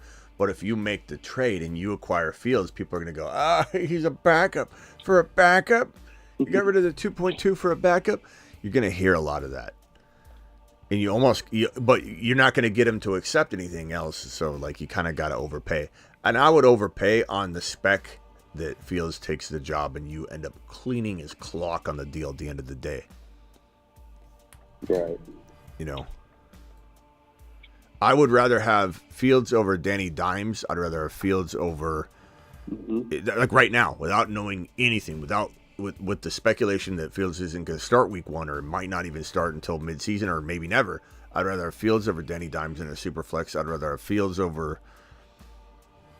God, would you take the gamble of Fields over Geno? I would. Yep. Because you're definitely, assuming you won't use Fields, but like once Fields gets in there, how much more does he score over Geno? They're probably not taking Penix Jr. anymore. I think Howell could end up taking the job from Geno. Yeah. Just as easily, too. I'd take Fields over Geno. I'd take Fields over Howell or Geno. I'd take Fields over Danny Dimes. I'd take Fields over... What other quarterbacks can we cook up? Yeah, and like, so to the Fields point over of Russell Wilson. People might want to just hold him. I would if I was going into the season planning on Fields being my second quarterback, I'd find a way to get another quarterback that I could just feel comfortable sticking in as my second quarterback and just hold on to Fields for the most part, unless I got blown away. Fields over Carr? I don't think Carr starts the whole year. I think he either gets hurt or something happens. No. They might even draft a quarterback. Let me give you a wild one. This is gonna piss off a lot of people. I wonder if you guys can predict what quarterback I'm gonna say. After I say it, you're gonna go, "Oh, okay, yeah, I should have guessed that one." And I'm not answering it yet. I want to know you guys' thoughts. Fields or this quarterback? Can you guess what quarterback I'm gonna say? It's gonna piss off some people. Look at a list of teams here. It's gonna piss off everybody that it usually pisses off. Purdy. No, I'd rather have Purdy over it. Just because he's That really like locked in. pisses people off. No, so would I. I'm just saying, pissing people off. Is there a world where Fields could outscore him per game? Yeah, but but no, that's not him. That's not him. I'd much rather have Purdy given the circumstances. Do you want me to just tell you? Goff. Herbert. Someone said AR5. Sebastian, get out of here. But this sending you on a lap. What are you talking about? Can't be Goff. Because Goff is starting all year, right? And I'm not saying I'm answering it yet. It's just a conversation I want to have. It's going to piss people off. Deshaun Watson. Right. Tua? No, Deshaun Watson. Yeah. Yeah, I get it. Do you? Yeah. Now it sounds familiar. Do you believe that Fields will eventually? Quarterbacks in Cleveland. You what? They're collecting backup quarterbacks in Cleveland. They got a lot. They got a lot of quarterbacks in Cleveland, man. They got Winston. They've got who's the other one? Winston, Tyrod Taylor, and DTR. Yeah, DTR, Tyrod Taylor, Winston, and Deshaun Watson. Which might I give them kudos and respect for getting assembling as many QBs as they can to try and solve this problem in case Watson craps the bed, diarrhea all over the place. There's so many quarterbacks there. DTR might be the most exciting one. Thomas with the super chat.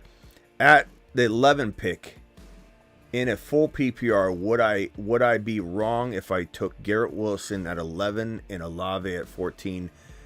Yes, I would say yes. Not that I don't love Olave, but you've got to let Olave slide or you just take a pass. Not that I don't love Olave, but you can't draft him at the valuation we had for him last year. Like, he's dropped in value. So if it were me and I'm drafting here, I'd much rather you take a Devontae Smith later over Olave at a discount versus forcing Olave. Like, I'd rather you go Garrett Wilson, Achane. So Garrett Wilson at 11, I'm fine. And Achane, or if you were to go like Kyren and Achane, or Kyren and even better, Gibbs or Breece Hall, and you got the two RBs.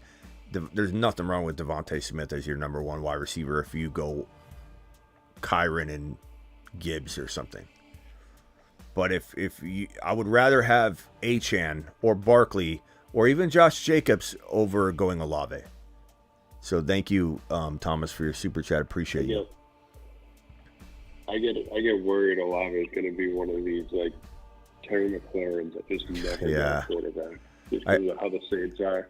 I mean, he's still young enough that we're not there yet. But right. Love him. Look at how the Saints do things. Love him. But I love McLaurin as well. It's an excellent comparison. It's a near identical concern because he's got no QB. McLaurin didn't have a QB. McLaurin still has been struggling. 4-month membership. I'm gonna take a lap around the solar system for my AR5 take. Thank you, Sebastian. Appreciate you. That was a wild prediction considering AR5's on the Saturn men list. The Saturn men. One small step for man, one giant leap for Saturn. You know where Deshaun Watson. You guys should have known better. You should have known who I was hinting at. And off he goes. He's on there with Arthur Smith. He's on the planet Uranus. Yeah. Sitting right there. Planet Uranus. I guess I forget how many people are still like true believers in Watson. You know, like I thought last year he had a chance to break into like a top 12 QB again, but I'm off that train now. I was wrong on that. Yeah. I think it's weird because, like, I would like not to argue, not to belittle your argument, or not to, go at you, but I would like a genuine Deshaun Watson believer to call in right now if they can. I just want to hear, because what I heard last year is how wrong I was going to be. That he was going to be fine, he's going to be amazing, you're going to see, he started to show promise at the end. I would just like to hear. I would just like to hear it. I want to know. I want to hear some logical arguments. Looks like a guy who was away from the game for too long that can't get it back, which we see. Yeah, like his prime is in. I don't know. I don't know. Maybe he wouldn't have had a long prime if he didn't have all this stuff happen, or maybe he would have been fine. We don't know. But you get a little dust on you, a little cobwebs that you can't ever get rid of. It's almost like right. You have a vehicle that you put in the garage, bro, and you don't start it up for years. Or you got pipes, you don't run your water through your pipes. Never been used. They're great pipes, right? Well, you don't run water on your pipes and they freeze. You could bust them. You guys know why that is? Because water expands when it's frozen. So if enough water goes through the pipe and it starts to freeze, then it breaks the pipes, and so you got to run water in there, right?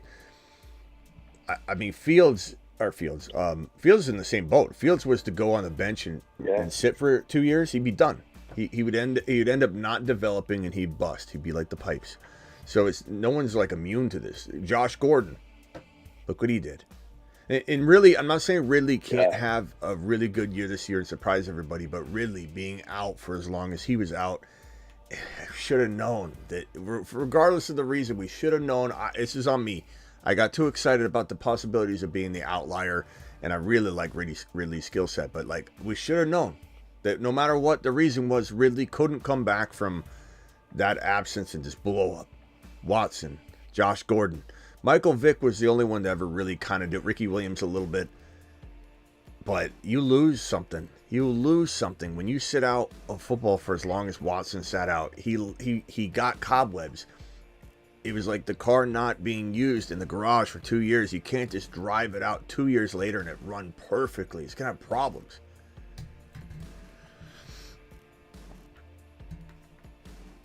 Is really going to be good. I hope he is, but I'm not banking on it.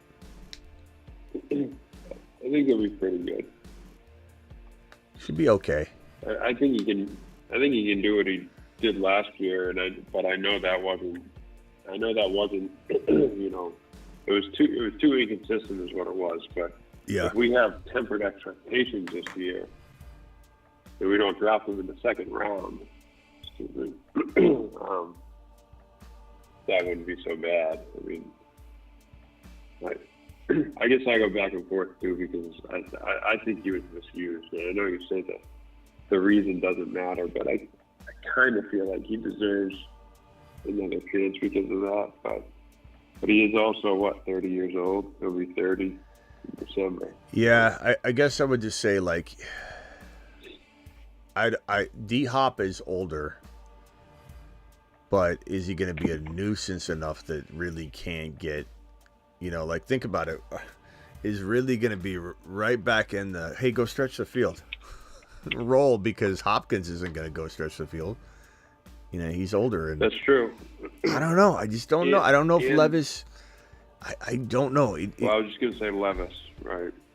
I like Levis, but I don't love him. I'm a little intrigued, but I also feel, you know what Levis reminds me of? He's teeter-tottering on, like, Trevor Lawrence, kind of just, like, stagnant. Like, there's upside, and you wonder if he's going to get over the hurdle. And he also reminds me of... I'm blanking out on all my comparisons tonight for some reason. I think my mind's shot. But I'd say, like, maybe, like, a combination of, like, Danny Dimes. Remember, there was thought, okay, Danny Dimes actually might be good. Remember when the Giants drafted him? It was a laughing stock. They've reached on Danny Dimes so high when they drafted him. And then he showed a little promise right at the end of the year, I believe. I think it was his rookie year. Yeah. And everyone's like, whoa, there might be something here. Like, we got a little glimpse of Levis. We think maybe we have something, maybe we don't. But the one thing the Titans have going for them is they're building a little, like I think you said there night too, and man, after getting Snead, they're building something sneaky. You know, but I do feel like keeping Henry, though, was sneakier. You know, you have Levis, Hopkins, Ridley, Henry, Go back and Snead. forth. And it's like, I like Pollard. I'm hopeful Pollard proves this right from last year, but I don't know. I'm not sure. I think Henry wanted to leave. I think he felt he wasn't winning a ring there, and he wanted to go somewhere he could try to win. Agreed. The one thing I will say with Levis is he's not afraid to just chuck it and air it out. So if those two wide receivers can stay healthy, which is an F because they're both older, but they could get into some shootouts where he just chucks because he is not afraid to air it out. But again, they're all ifs, so yeah, I understand the hesitation. Real quick, this is off topic, but I keep meaning to ask you about what are your thoughts on Keon Coleman? Because like people were real high on him, like coming into the year and stuff, and now he's kind of fallen down the draft boards a little bit. And do you have any strong opinion on him? Yeah, I'd say Keon Coleman to me is a guy that he probably needs a really, really good landing spot. More so than a couple other wide receivers, because I feel like he's the kind of wide receiver that's got to get the ball delivered to him. He's not a guy that's going to go get a ball that's, you know, hey, he's somewhere over there. I like it. Like, he can jump. I'm not saying he can't jump ball, but there was, you know, okay, he doesn't run a fast 40, but then when you watch him miles per hour on the field, he was one of the best, if not the fastest wide receiver. So it was very deceptive. I love that they've added the miles per hour and the split time 40 pieces to the equation, because Jalen Wright, rookie running back, ran the fastest 10 yards of the 40, but didn't have the fastest 40 time. So it gives you that sense of like, okay, this guy is faster in the first 10 yards than any running back in the draft class. That's more important to me than the overall 40 time. So that's fantastic news. Had Coleman not had his miles per hour tested, he would have exited the combine running a very slow 40, and everybody would have went, whoop, he's done. So there is good news there, but that makes me feel like he's in between. I'm in between on him. I feel like he's got to have a good, accurate quarterback, as he's got the advantage running his routes across the middle and you know, getting open as he gains those awesome miles per hour advantages over everybody in his route, not necessarily burning downfield to go get a jump ball that's thrown randomly or errant. And you know, you have Odunze just grabbing anything, Neighbors grabbing anything, Marvin Harrison Jr. grabbing anything. So Keon Coleman needs to go somewhere where he gets precision, and if he doesn't, I think he kind of like what's a good comp for him? Well, that's like one thing I heard was like I forget where I was reading it. They're talking about guys who like their strength is like the jump ball or using their body to make the catch and positioning where they're not, you know, like you said, he actually has some burst, so that helps him, but not precise route runners and this and that. And like they said, you run the risk of those guys being a N'Keal Harry, where they just don't. Yeah, you know, that would be my fear. By that, but N'Keal Harry, I liked a lot. But it's a possibility. Didn't do anything. Yeah. Sebastian says Bengals. That'd be a great place. You know, replace Keon Coleman replacing Higgins. That would be most ideal. Right. But that's where he belongs. I don't think he's a number one wide receiver. He could be, but like, let's say he went to New England and he's New England's number one. But I don't know that means he's like supposed to be a number one somewhere. But maybe he develops, and I certainly wouldn't rule out him becoming better at the NFL level. Or like you can't draw Kelvin a conclusion. Benjamin. Yeah. Better than him or similar, or I can't wait for Malachi Corley to. I hope he climbs up draft boards. Leggett, I like Leggett a lot as well. They said those are my two like big time sleeper wide receivers. A lot of people are talking about him now. Nobody was talking about Malachi Corley long back when we were talking about, but he's a yak machine. He's fantastic. Everybody's starting to get excited about him. I love Malachi. What Corley. about Xavier Worthy? Because I mean, I know Adonai Mitchell is the better receiver, but is Worthy? I don't know much. Is he just a burner? Or No. Does he have more to offer? He's got more to offer. I mean, you look at the film. He's got good footwork. I think he's a little bit. There's definitely some bust potential. Not just because he's a speed guy, and speed guys never work out, but there's definitely some bust potential. And, you know, it's going to come in the form of, like, what was his biggest season? Let me see here.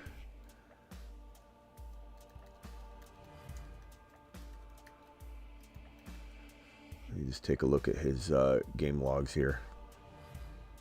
So he had he had a 14, he had a 10-14 and 5 TD season this past year. 760 the year prior, 981 the year prior, 9 TDs, 12 TDs. Pretty good numbers. Yeah.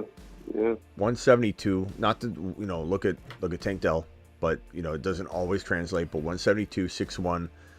I would say his biggest risk would be is he able to separate? Like, he could separate with quickness, but will he separate in the physicality department? Will he get locked up on the line? Will he be drafted to start? Probably, but you don't fully know who's going to take him. He's definitely got upside. I kind of like him. Yeah, I just hadn't looked. He's one of the few guys I hadn't looked into much. Yeah. Him, and then the other one was Troy Franklin. I don't know much about him either. Yeah. And I hear differing things on him too, but. I mean, I stand by. What's funny is my early bold predictions of Leggett and Corley haven't really changed. The only thing that's changed was Thomas Jr. moved up. I think I moved McConkey up, but I don't know that I moved McConkey up over Corley or Leggett right now. I don't think I do. I think Parasol moves up right below Leggett and Malachi Corley for me, and that's going to be way higher than anybody else has him. Mm-hmm. So I'd say, like, after Brian Thomas Jr. at 4, and obviously you got Marvin Harrison Jr. 1, Odunze Neighbors tied for number 2. I don't care what anybody says about Neighbors, has to be better. There's no disrespect to Neighbors because I have Odunze right there, and it's a landing spot that makes one better than the other for me. But I love both of them. It always triggers somebody. They're like, Neighbors, what are you talking about on Neighbors? Like, I love Neighbors. Neighbors goes to the Chargers, and Odunze goes to the Giants with Danny Dimes. I like Neighbors more. Like, that's my point. Right. Odunze could leapfrog him on draft boards, and then what happens? If the switch happens, then you can take Neighbors in New York over Odunze and LAC. But those are the top 3, and then Brian Thomas Jr. is my 4, and then it's really Malachi Corley and Leggett next, and nobody has those guys that high. And then I think Parasol's right near there. Coleman, Parasol. I mean, there's a lot of guys right there. McConkey. Would you put like Adonai Mitchell in that area, or do you have him lower? Yeah, Mitchell's right there. Yeah, I was gonna say he's getting a ton of buzz now. He's starting to get a lot. There's like 3 more that are right there too. We're talking about like after Corley, Leggett, and Thomas Jr. That's like a tie for like 5 or 6 guys right there. That landing spot will determine. Yeah, it's going to be interesting. There's a lot of guys, and a lot of guys with size, like height, 6'2", 6'3", 6'4", which is rare to see out of the draft these days. Yeah. All right, boys. I'll see you later. Appreciate you. Rock out. You got anything else real quick? No, you're good. Appreciate it. Appreciate you. Later, Travis. Thanks for moderating. Thanks, Smitty. Later. Yep. Talk to you. Appreciate you guys. Okay, so in a nutshell, I mean, first of all, hit the like button. We've got how many people in here? We got 200 people total in the live stream. We got 80 from Twitter, Thank you, Tweeterville, for being here. We got 120 or so from YouTube and only 65 thumbs up. So if you guys could please punch that thumb up button on the way out the door. Don't forget Underdog Fantasy. Link is pinned in the live chat. They'll double your first deposit up to $100. If you want to draft just like we did tonight, hit that link. The link's in the description of every video. And use code Smitty if you don't, use the link. Tonight's show was about JJ. Tonight we talked about how everybody's going to be mad about even talking about JJ being traded, that it's impossible, that T. Higgins could be traded. It's impossible. I'll tell you what, nothing's impossible. The NFL is crazy. And players move all of the freaking time. It happens all of the time. And there's no reason anybody should be assuming that. It really it comes down to this. It comes down to this. There's nothing else that matters. Nothing. Your opinion, no offense, doesn't matter. My opinion, no offense, none taken, doesn't matter. We all have our opinions about whether Higgins should be traded or JJ could get traded, or even my Niner fans out there, whether Ayuk should be traded. You may not want Ayuk to be traded, but your opinion, my opinion, holds no weight. None. What matters is there a disgruntled wide receiver, an opportunity for leverage and requesting a trade, whatever the case may be, a little bit of leverage that creates teams to poke around. And the only other component that needs to be involved to trigger a trade that no one anticipated happening is an offer coming in that's too good to refuse. That's it. If nobody comes in strong with an Ayuk offer, then he's not going anywhere. Because even keeping him unhappy, let's say, is worth the risk than trading him away for something that doesn't make this team win. Is trading JJ away smart? Depends. If you are the Minnesota Vikings, can you get number 4 overall and replace him with a practically free rookie that's supposed to be as good as him in Marvin Harrison Jr.? That's an offer that is too good to refuse. That is an offer that would make the Vikings jump all over it if they said to themselves, he's not signing a $30 million annual deal anyway. Because the latest word was JJ was rejecting $30 million a year. So if they can't get him to like the offer, if they've already pissed him off by not bringing back Kirk Cousins, which was his request, and he's disgruntled at all about it, and they get an offer from the Cardinals saying, we'll give you 4, and you can start over, draft your rookie, take the 4 pick, okay, draft Marvin Harrison Jr., maybe trade the 11 and 23 for the 3, draft number 3 and number 4 overall, take J.J. McCarthy, who I wouldn't take, but that might be who they want, and take Marvin Harrison Jr. Take Drake May and Marvin Harrison Jr.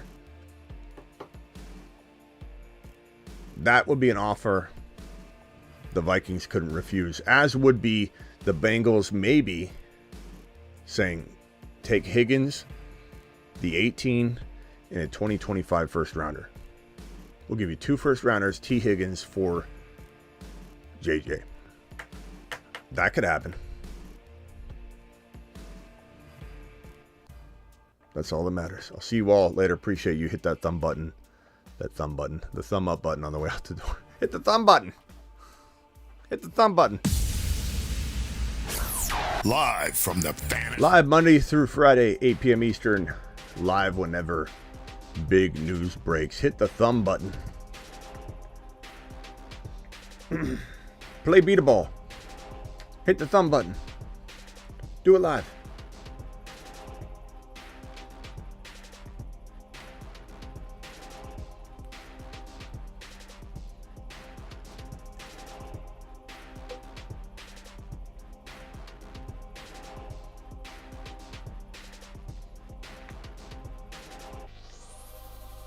Thanks to my super chatters. Thank you, Thomas. Appreciate it. Thank you for everybody that had a celebratory message. I think Sebastian had one. See you all later. Appreciate you.